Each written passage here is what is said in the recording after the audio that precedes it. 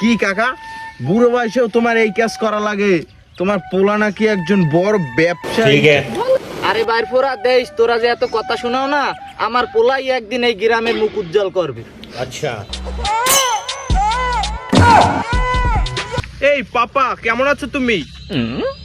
আরে বাবা, তুই হঠাৎ গ্রামে আইলি? আরে পাপা, আসলাম একটু তোমাকে সারপ্রাইজ দিতে, ঠিক আছে? তুমি এইসব কি কাজ করো? এইসব কাজ তো তোমার করা লাগবে না পাপা। আমি জানতাম বাবা তুই একদিন আমাকে এইরকমেরই সারপ্রাইজ দিবি। বাবা তোমার আর এই সব জায়গায় কাজ করা মানে ঠিক আছে, বাড়ি চলো, শুয়ে দুয়ে ঘুমাবা। চলো বাবা চলো। কেন ভাই, কি এমন কাজ করলি যে তোর বাবার এখন আর এই খেতে কাজ করা লাগবে না? আসলে বাবা তুই কি এমন কাজ করলি যে আমার এই ক্ষেত খামারে আর কাজ করা লাগবে না?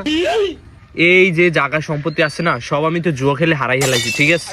এখন তুমি যাও বাসায়, যে নিঠান্ডায় ঘুমাও, ঠিক আছে? আমি হয়তো 2 দিন পরে মরবো, আগে মরলে কি ক্ষতি।